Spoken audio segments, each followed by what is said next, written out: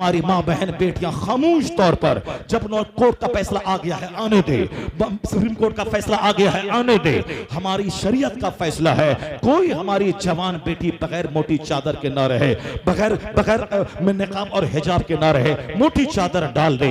100% बेटियां अगर निकाब पहनने लगे तो हिंदुस्तान का सारा स्कूल उसे इज्जत की निगाह से देखेगा।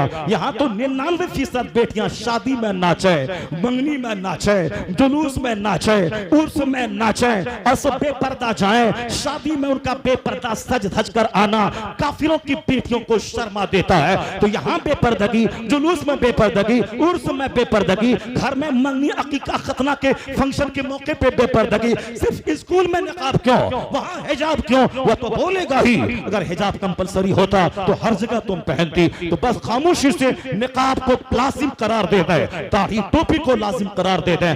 अल्लाह ने चाहा यहाँ इज्जत मिलेगी, हर स्कूल में परमिशन मिलेगा। अल्लाह ने चाहा तो सुन्नतों की बरकत से मेरी बेटियां भी मेरे निकाह में, मेरी बहनें भी आएंगी। जब पंजाब की खूबसूरत बेटी वह दाढ़ी वाले का सिलेक्शन करती है, जब हमारे सारे नौजवान दाढ़ी रखने लगे तो हमारी बहनें भी नहीं दाढ़ी वाले का सिलेक्शन करने लगेंगी। यहाँ तो कुछ रखता है, 99% नहीं रखता है। जब सिलेक्शन की बारी आती है तो दाढ़ी मुंडे का सिलेक्शन होता है। सुन्नतों पे अमल हमें इज्जत दिलाएगा, नबी मोहतरम से दूरियां हमें जलील करेंगी। ये सारे मौके आंखें खोलने के हैं, न कि बकवास करने के हैं, खामोश अहद करने का है। जो हुआ सो हुआ। अब मैं सुन्नत पे अमल करूंगा, अपने घर में इस्लाम नाफिज करूंगा, कुरान हदीस पे अमल करूंगा। इधर से अमल शुरू हो जाए, उधर से खुदा की रहमतें इस्तिकबाल करेंगी। यहाँ इज्जत मिलेगी, मरने के बाद मुस्तफा की जन्नत मिलेगी। दोनों जहां की इज्जतों का रिश्ता सरकार दो जहां की सुन्नतों से वाबस्ता है। आप खामोश तौर पर मजहब इस्लाम का तमाशा देखें, किस कदर दुनिया के हर घरों में इस्लाम पहुंचने की तैयारी कर रहा है, किस कदर पढ़ा लिखा दानिश्वर इस्लाम से करीब आ रहा है। मेगाटे तेजासन थाईलैंड यूनिवर्सिटी का प्रोफेसर, उसने सोचा कि नई तहकीक मैं करूं जो काम मुझसे पहले अब तक किसी ने नहीं किया है। उन्होंने देखा किस जमीन पे किसने क्या किया है। लीवर पे फला ने गौर किया है, उन्होंने ब्रेन सिस्टम पे फला ने रिसर्च किया है, उन्होंने ब्लड सर्कुलेशन पे फला ने किया है, उन्होंने डाइजेस्टिव सिस्टम पे फला ने किया है। यानी बड़े बड़े साइंसदानों ने इस जमीन पे काम किया है। एक जमीन है जिस पर किसी ने आज तक काम नहीं किया है। वह प्लेटफॉर्म क्या है कि आदमी के बदन में जो फीलिंग ऑफ पेन होता है, जो दर्द का एहसास होता है, वह दर्द का एहसास चमड़े में होता है या हड्डी में होता है या गोश्त में होता है, कहां होता है? आज तक इस पे कोई स्टडी नहीं मिल रही है। आज तक इस पे किसी वैज्ञानिक ने काम नहीं किया है। उन्होंने रिसर्च शुरू कर दी। हर आदमी को चाहे कि नया नया काम करे, यूनिक क्षेत्र को अपनाए। जिस पर कोई काम नहीं किया है उस पे मेरा बच्चा काम करे, जिस टॉपिक पे किसी ने नहीं लिखा है उस पे लिखे, जिस चीज की दुकान कोई नहीं खोला है, जिसकी जरूरत है वो दुकान खोले। यानी दिमाग में इख्तिराई दिमाग रहे, इजादाती दिमाग रहे, नई नई चीज देने का दिमाग, नई नई चीज बातें दिमाग में लाए, तहकीक करे, इन्वेस्टिगेट करे, डिस्कवर करे, न कि सिर्फ नकल करता रहे। नकल नहीं, इन्वेस्टिगेट करे, डिस्कवर करे, दरियाफ्त करे। साइंसदान यही करते हैं। यही वजह है कि दो आदमी की तहकीक नहीं मेल खाती है, क्योंकि सबने अपनी अलग अलग जमीन बना ली है। जिस तरह दिमाग में करोड़ों रगे हैं, उसी तरह कंप्यूटर में करोड़ों फंक्शन है। कोई आदमी सारी जिंदगी में सारा फंक्शन सीख ले, ऐसा नहीं होता। एक बड़ी वसी दुनिया है जो उस मुट्ठी में जमा है। जैसे छोटा सा मोबाइल कितनी खूबसूरत चीज है, वह नमाज पढ़ना है, किबला किधर है फौरन देखा, अब नमाज का टाइम कितना है, लोग कहते हैं कि दिन निकल गया होगा, मगर वो देखे कि आफ्ताब निकलने में 5 मिनट बाकी है, वह फौरी नमाज अदा कर ले। कितनी अच्छी चीज है मोबाइल। उस वक्त वो किसी हदीस को ढूंढना है, किस किताब में है, फौरन गूगल पे बोले, सामने हदीस आ जाएगी। कितनी प्यारी चीज है। लोग इस पर नमाज पढ़ रहे हैं, किबले के डायरेक्शन का पता लगा रहे हैं। अब कोई है जो उसमें गंदी तस्वीर देख रहा है, जो उसमें गंदे गाने सुन रहा है, जो उसमें सिर्फ कोई झूठी कहानी अपलोड किया उसको देख रहा है। तो गंदों की गंदगी बढ़ रही है और अच्छों का इल्म बढ़ रहा है, तो ढूंढने वालों का दिमाग बढ़ रहा है। कितनी प्यारी चीज है, मगर लोगों ने इसका यूज गलत बना दिया है। मोबाइल का इस्तेमाल, सही इस्तेमाल, यह समझ लें कि इस दौर में बहुत बड़ा गिफ्ट है, बहुत बड़ा तोहफा, बहुत बड़ा वरदान है। ये इससे बड़ा तोहफा क्या होगा? मैं आज यहाँ आपके सामने आ गया, इसी मोबाइल का कमाल है। मैं कल कहाँ जाऊंगा, इसी मोबाइल का कमाल है। एक आदमी 5 दुकान को अपने घर में बैठे ही कमांड कंट्रोल कर रहा है, इसी मोबाइल का कमाल है। साहब यहाँ से हमको लंदन भेजना है, कोई सिंपल इसी मोबाइल का कमाल है, वहां से पेमेंट आ गया, मैंने माल यहां से भेज दिया, इसी मोबाइल का कमाल है। तो इस मोबाइल को जब जब चलाएं अल्हम्दुलिल्लाह बोले, बिस्मिल्लाह कहे, दुरूद शरीफ पढ़े, न कि मोबाइल चला चला के रात की नींद खराब करे।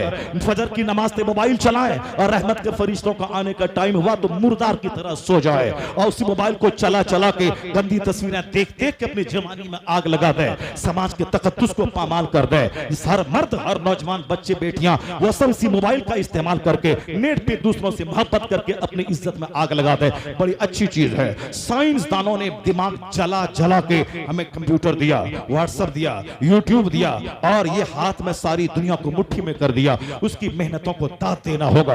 उन्होंने हमारे लिए जीना आसान कर दिया है। मैं मुसलमान हूं, माइक पे बोल रहा हूं, दूर तक लोग मेरी आवाज सुन रहे हैं। कोई मुसलमान इस माइक को ईजाद किया है क्या? इसको फुर्सत ही नहीं है लड़ाई से, झगड़े से, मोच पे घी लगाने से और साहब पीर के नाम पे जंग, खानदान के नाम पे जंग, तुर्क और पठान के नाम पे जंग और साहब बिहारी उत्तर प्रदेश के नाम पे जंग, मारेरा बरेली के नाम पे जंग। इसको तो फुर्सत ही नहीं है जंग से। ये क्या साहब माइक्रोफोन देगा, ये क्या इंटरनेट देगा, ये क्या कंप्यूटर देगा? प्लान पड़ा रहे तो फिर क्या होगा? मेरा हर हर बच्चा वैज्ञानिक रहेगा, साइंटिस्ट रहेगा। अगर गौर करके देखें, आज से 1000 साल पहले विज्ञान नाम की कोई चीज नहीं थी। मैं कुरान करीम की आयतों में देखें, कहीं है अपनी पैदाइश पे गौर कर, कहीं है अपनी खुराक पे गौर कर, कहीं है आसमान जमीन पे गौर कर। यानी रिसर्च करने का पैगाम कुरान ने दिया है। हमने उस पर हमने पढ़ा, हमने पढ़ाया, लोगों ने रिसर्च किया तो साइंसी तहकीक का सारा सेहरा अपने सर ले लिया।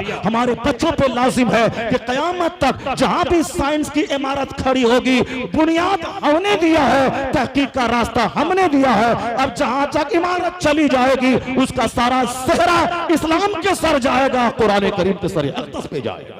कुरान ने ही सबसे पहले इन्वेस्टिगेट का तरीका दिया है, डिस्कवर करने का। मेगाटेड टेजासन, उन्होंने देखा कि दर्द के एहसास के ताल्लुक से आज तक किसी वैज्ञानिक की सोच नहीं आई। उन्होंने रिसर्च शुरू किया, उन्होंने किताबें लिखी, 10-20 साल तक दिमाग जलाया, तब एक मोटी किताब लिखी, दुनिया वालों के पास खबर पहुंची। मेगाटेड टेजासन ने कहा कि दर्द का एहसास चमड़े में होता है, फीलिंग ऑफ पेन स्किन में होता है, गोश्त में नहीं, हड्डी में नहीं। उन्होंने तजर्बा बताया, एक्सपीरियंस बताया, जो तरीका है साइंसी तहकीक लिखने का, मैंने इतना ऐसा तजर्बा किया, उसकी रोशनी में ऐसा 100% रिजल्ट निकला। इसलिए मैं कह सकता हूं कि दर्द का एहसास चमड़े में होता है। किताब पर इससे बाहर आई, अमेरिका गई, यूरोप गई, दुनिया भर में फैली, हर जगहों पे मेगाटेड टेजासन का चर्चा होने लगा, उनकी तहकीक का। कभी कभी गाहे बगाहे सऊदी अरब की राजधानी रियाद में इस्लाम और साइंस के उन्वान से सेमिनार होता है, दुनिया भर के साइंसदानों को बुलाया जाता है, उनकी तहकीक और इस्लाम ने क्या कहा उस बातों पे तबसरा होता है। मेगाटेड टेजासन जी उस कॉन्फ्रेंस में, सेमिनार में शरीक हुए।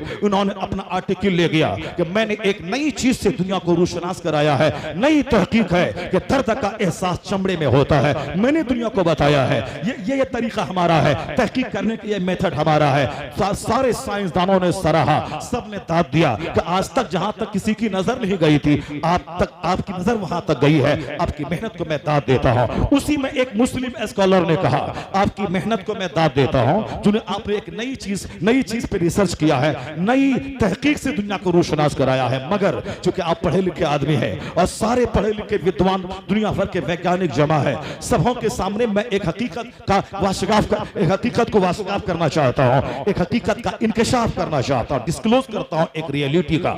उन्होंने कहा कि ये कुरान अल्लाह की किताब है, सबको मानना पड़ेगा। चूंकि ये अगर किसी इंसान की लिखी हुई किताब होती तो इसका कोई जवाब आ गया होता, लेकिन 1400 साल से कुरान का चैलेंज, अगर डाउट हो इसमें, एक आयत, एक सूरत का जवाब ले आओ। आज तक दुनिया असमर्थ है जवाब लाने में, क्योंकि बंदा बंदे की चीज का जवाब दे सकता है, लेकिन यह रब का कलाम है, बंदे के पास कोई जवाब नहीं है। यह फैक्ट है कि अल्लाह का कलाम है। अब उस कलाम में, वो कलाम इस दुनिया में नाज़िल हुआ है 1400 साल पहले। साइंसी हिस्ट्री हमारी है 500-600 साल पहले की, और अभी मेगाटेड टेजासन जी ने यह बात दुनिया को बताया है कि दर्द का एहसास चमड़े में होता है। 1400 1400 साल पहले जो कुरान जमीन पे नाजिल हुआ है उस कुरान करीम की एक आयत में पढ़ता हूं। चूंकि उस वक्त विज्ञान का नाम ही नहीं था, उस वक्त किसी के दिमाग में तस्वुर तक नहीं था कि दर्द का एहसास कहां होता है, चमड़े में या हड्डी में या गोश्त में। अब कुरान की एक आयत उन्होंने पढ़ के सुनाई। ये कुरान है अल्लाह का कलाम, किसी बंदे की जरूरत नहीं किसका जवाब ले आए। अब अल्लाह क्या फरमाता है, वल्लज़ीना कफरू बिआयातिना सौफा नुस्लिहिम नारा कुल्लमा नदिजत जुलूदुहुम बद्दलनाहुम जुलूदन गैरहा लियज़ूकुल अज़ाब। कुरान कहता है जिन लोगों ने मेरी आयतों को मानने से इनकार किया हम उसको जहन्नम की आग में जलाएंगे, और जब उनकी खाल गल जाएगी जहन्नम की आग में, बद्दलनाहुम जुलूदन गैरहा लियज़ूकुल अज़ाब, उसकी जगह नई खाल पैदा कर देंगे ताकि वह दर्द का मजा चखे, ताकि वह अजाब का मजा चखे। यानी जहन्नम की आग में जलने के बाद जब बदन गल जाएगा तो अल्लाह दोबारा खाल के बदलने की बात की, मैं खाल बदल दूंगा, बदलनाहुम जुलूदन गैरहा, चमड़े को मैं बदलूंगा ताकि दर्द का मजा चखे, लियज़ूकुल अजाब, ताकि अजाब का मजा चखे। यानी अजाब का मजा चखाने के लिए चमड़ा की तब्दीली की बात, हड्डी बदलने की बात नहीं, गोश्त बदलने की बात नहीं, बदलनाहुम जुलूदन गैरहा कुल्लमा नदिजत जुलूदुहुम, जब उनकी खाल गल जाएगी बदलनाहुम जुलूदन गैरहा, उसकी जगह दूसरी खाल पैदा कर देंगे, लियज़ूकुल अज़ाब, ताकि वह दर्द का मजा चखे। मेगा टेजा सिंह जी से कहा गया कि इस आयत करीमा में दर्द के एहसास का रिश्ता चमड़े से जोड़ा गया है, और ये 1400 साल पहले ये कुरान जमीन पे नाजिल हुआ है। ये तो है हमेशा से अल्लाह का कलाम, मगर नुज़ूल के एतबार से इसकी उम्र है 1400 साल पहले जब आका तो यहाँ पे कुरान नाजिल हुआ अल्लाह का कलाम। तो 1400 साल पहले न कॉलेज था न यूनिवर्सिटी थी, मगर ये दर्द की फीलिंग की बात जो वाज़ेह तौर पर इस आयत करीमा से मालूम हो रही है। तो मेगा टेजा सिंह जी खड़े हुए कहा कि मुझसे पहले किसी ने इस ताल्लुक से कोई रिसर्च नहीं किया था, मैंने दुनिया को बताया कि दर्द का एहसास चमड़े में होता है, लेकिन अगर यही बात कुरान शरीफ में 1400 साल पहले से मौजूद है, ये इस बात की दलील है कि ये बंदे का कलाम नहीं है, ये बंदों के खालिक का कलाम है, बंदों के क्रिएटर का कलाम है। जब हकीकत सामने आ गई है तो दुनिया गवाह है कि इस डायरेक्शन में रिसर्च करने वाला पहला आदमी मैं हूं, और मैं सच्चाई का एतराफ करते हुए आज मैं दुनिया को गवाह बना के कहता हूं इस्लाम सच्चा, कुरान सच्चा, मुस्तफा सच्चे, उस सच्चाई का मैं एतराफ करता हूं। कलमा ला इलाहा इल्लल्लाह पढ़कर मुस्तफा की गुलामी में दाखिल होता हूं। कौन कहता है कि इस्लाम का दायरा तंग हो रहा है? जैसे जैसे इल्म बढ़ता जा रहा है, जैसे जैसे कुरान फहमी का माहौल बनता जा रहा है, बड़े बड़े वैज्ञानिकों को इस्लाम अपनी तरफ खींचता चला जा रहा है। इसलिए वो दिन आएगा ला यबका अला ज़हरिल अर्द बैतुन मदरियम वला फब्र इल्ला अदखलहुल्लाहु कलिमतल इस्लाम। हुजूर फरमाते हैं इस रूए जमीन पर कोई कच्चा घर बाकी नहीं रहेगा, कोई पक्का घर बाकी नहीं रहेगा, मगर वहां अल्लाह इस्लाम का कलमा दाखिल फरमा देगा। इसी रिश्ता हकीकत को देखकर जब बर्नार्ड शॉ ने आज से 50 साल पहले कहा था, if any religion has a chance of ruling over England ने Europe within the next 100 years it is Islam. आने वाले 100 साल के भीतर पूरे यूरोप बर्रे आज़म में कोई मजहब हुकूमती मजहब बनने वाला है तो वह मजहब इस्लाम बनने वाला। नारे तकबीर, नारे रिसालत, बैतु मदरियम वला फब्र इल्ला अदखलहुल्लाहु कलिमतल इस्लाम। कोई कच्चा पक्का घर नहीं बचेगा मगर ये कि अल्लाह उसमें इस्लाम का कलमा दाखिल फरमा देगा। हमारी खोपड़ी में यह बात समझ में आए ना आए, अल्लाह तबारक व तआला का सच्चा मजहब अपना काम कर रहा है, सच्चाई धीरे धीरे फैल रही है, पढ़े लिखे लोगों को अपनी तरफ अपमाइल कर रही है। जब खामोश पढ़ा लिखा तबका इस्लाम को कबूल कर लेगा तो फिर उसकी तहकीक को जो पढ़ेंगे वो सब इस्लाम की तरफ माइल हो जाएंगे। इसलिए कभी भी नर्वस ना हो, बस एक तवील गुफ्तगू आप तक पहुंच गई है। मैं 2-4 बातें जो और कहना चाहता था, 5 बातों में से एक बात आप तक पहुंची और बाकी 4 बातों को मैं समेटकर दूसरी मजलिस के लिए मैं महफूज रखता हूं। मौलाना एहसान साहब ने अगर मुझको बुलाया इंशाअल्लाह करीम आइंदा साल फिर वो 4 बातों में से 2-3 बातें आप तक पहुंचेंगी। बस आखिर में यह बात बोल के मैं जा रहा हूं, नर्वस होने की कोई जरूरत नहीं है। आप अपनी जिम्मेदारी पर नजर रखिए और अपने मदरसे को मजबूत करते रहिए, अपने बच्चों को इंजीनियर और डॉक्टर बनाने के साथ साथ उनको इस्लाम सिखलाइए। आज सबके पेट में दर्द हो रहा है, मदरसे में पढ़ने के बाद क्या होगा, इसका मुस्तकबिल क्या होगा, ये कमाएगा कैसे खाएगा। जिसके पास जाते हैं मालदार वही बोलता है मदरसे में कंप्यूटर नाफिज कीजिए, मदरसे में साहब आप बच्चों को सिलाई मशीन सिखलाइए, मदरसे में ये कीजिए। यानी आज नेता भी वही बोलता है मदरसे में बच्चों पे तरस खा रहा है। मदरसे में बच्चे पढ़ते हैं 3% मुसलमानों के और 97% बच्चे मुसलमानों के स्कूल में पढ़ते हैं। या 3% बच्चे मदरसे में पढ़ते हैं जो कुरान पढ़ते हैं, हदीस पढ़ते हैं, नमाज पढ़ते हैं, इस्लाम सीखते हैं, दूसरों को सिखाते हैं। इसका काम ही है दीन सीखना, दूसरों को सिखाना। मगर हमारी रोजी की फिक्र सबको लग गई है कि अब ये बच्चा क्या खाएगा, आगे क्या करेगा, कंप्यूटर सीखे, अंग्रेजी सीखे, साइंस सीखे, सब सीखे। मगर मैं कहता हूं उन मुस्लिम दानिश्वरों से मौलाना तौसीफ साहब की बात को छीन के मैं कहता हूं हमारे नेता, हमारे मिनिस्टर, ये 3% मुसलमानों के बच्चों की रोजी की फिक्र है, मगर वो 97% मुसलमान का बच्चा जो स्कूल में पढ़ता है, इंजीनियर बनने के बाद सूरह फातिहा नहीं आती, डॉक्टर बनने के बाद सुभान रब्बियल आला नहीं आता, नमाज के फराइज और वाजिबात नहीं आते। अगर दुनिया में डॉक्टर बन भी गया, 50 करोड़ का बंगला बना भी लिया, 65 साल के बाद रिटायर करने के बाद मौत का मुंतजिर बैठा, उसके बाद जब मरा उस दुनिया में गया जहां का एक दिन 50,000 साल के बराबर होगा।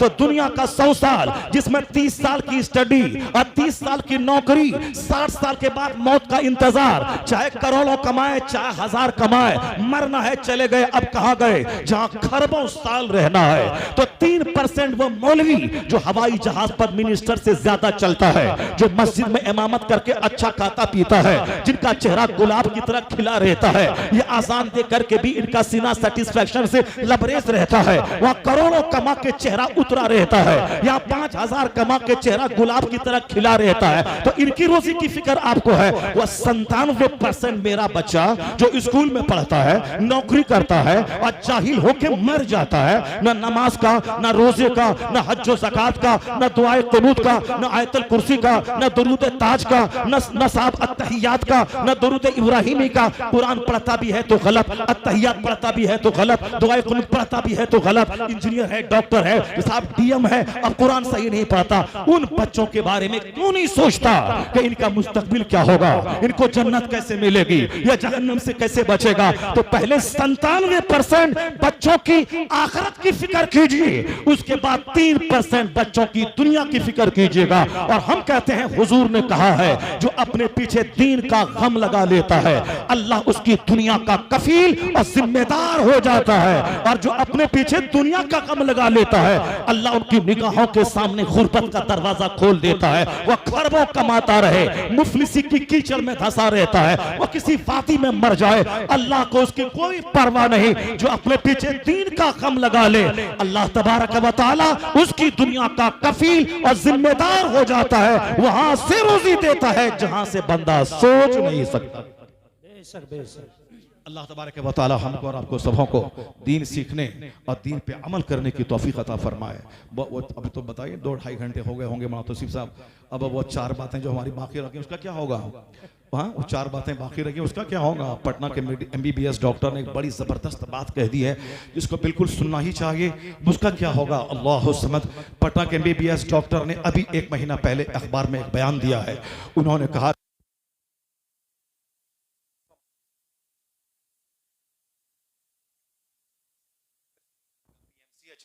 PMCH में केस आया इस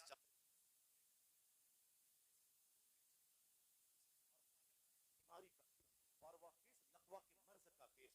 अब जब ये केस आने लगा तो डॉक्टर ने बयान दिया, जैसे डॉक्टर को बीमारी के रिसर्च और अब तहकीक करना, उसका टेस्ट करना लेबोरेटरी में, वही सब उसका काम रहता। अखबार से बहुत दूर अपने आप को रखते हैं। लेकिन उसने बहालत मजबूरी एक स्टेटमेंट जारी किया। स्टेटमेंट यही क्या कि इस जाड़े के मौसम में खतरनाक केस आए मेरे पास, फालिज का, ब्रेन हेमरेज का, दिमाग में खून के जम जाने का, मेंटल डिजीज का। जब मैंने रिसर्च किया तो पता चला कि बड़ा कारण नहीं था, कारण बिल्कुल मामूली था। ये कारण था कि लोगों के नहाने का अंदाज गलत था। लोगों को सबसे पहले शावर के नीचे नहीं जाना चाहिए, शावर के नीचे नहीं जाना चाहिए, फौरी पानी सर पे नहीं डालना चाहिए।